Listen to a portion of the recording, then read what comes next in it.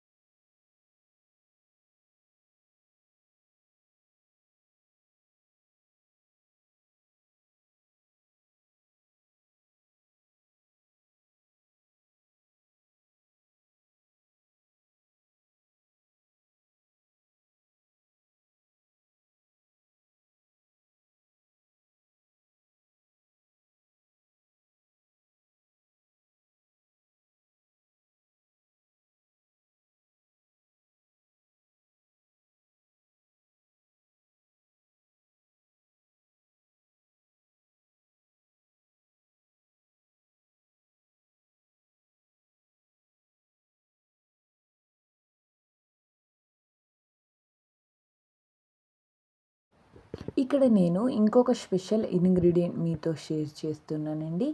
ఈ అలసందలు కావచ్చు, బ్లాక్ చాందాలు కావచ్చు, అనప గింజలు అంటే డ్రై అనప గింజలు అలాంటివి తీసుకొని ఫ్రై చేసి కొద్దిగా ఇందులో యాడ్ చేస్తే టేస్ట్ అదిరిపోతుందండి. ఒక్కసారి ఈ టైప్ చేసి చూడండి, మీకు ఖచ్చితంగా ఇష్టమవుతుంది. ఇది రాగి సంగటిలోకి కానీ లేకపోతే రైస్, చపాతీ, రోటీ, దోశ చాలా పర్ఫెక్ట్గా కుదురుతాయండి, అన్నిటికీ సైడ్ డిష్ లాగా.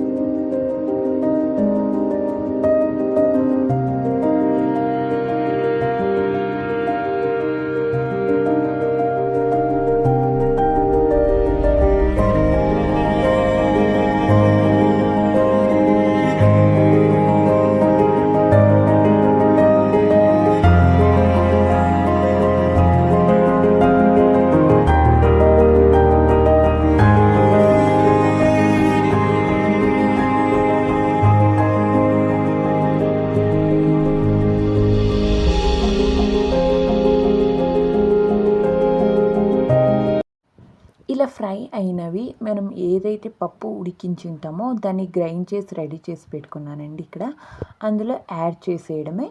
లాస్ట్లో కొద్దిగా దానికి పోపు అనేది వేసేస్తే పప్పు అనేది స్పెషల్గా పప్పు రెడీ అయిపోతుందండి. ఇలా ఒక్కసారి ట్రై చేసి చూడండి.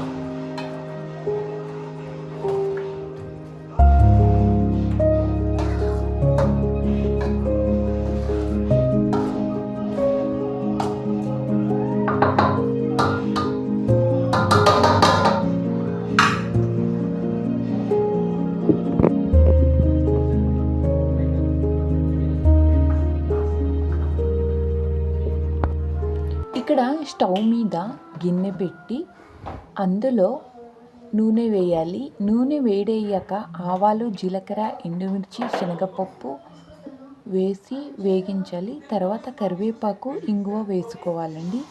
ఇది ఫ్రై అయిన తర్వాత అందులో మనం ఏదైతే టమోటాది మళ్ళీ ఆకుకూర పప్పు ఉంటుందో దాన్ని మరి ఉడికించిన పప్పుని గ్రైండ్ చేసి కొన్ని పెట్టిందండి.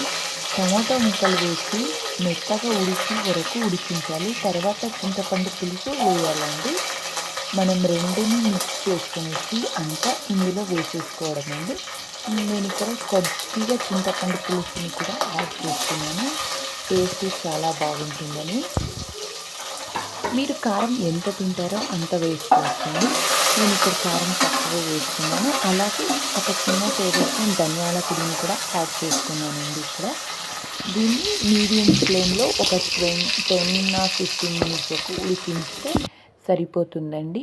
ఇది చాలా బాగుంటుందండి. చివరిగా కొద్దిగా కొత్తిమీర వేసి కొద్దిగా బెల్లం వేసి 5 నిమిషాలు ఉడికించిన వేడేడి అన్నంలోకి పోసుకొని వడియాలతో ఆ రుచి వేరే ఉంటుందండి. ఒకసారి ఇలా ట్రై చేసి చూడండి. ఇక్కడ నేను నోరూరించే పప్పుచారుని ఇంట్లోనే సులభంగా ఎలా తయారు చేయాలనేది మీకు ఈ వీడియో ద్వారా చూపించానండి. మీకు ఈ వీడియో కనుక ఇష్టమైతే ఒక లైక్ చేయండి. అలాగే సబ్స్క్రైబ్ చేసుకోండి. Thank you for watching. Bye bye. Take care. మళ్ళీ నెక్స్ట్ వీడియోలో కలిసిద్దాం.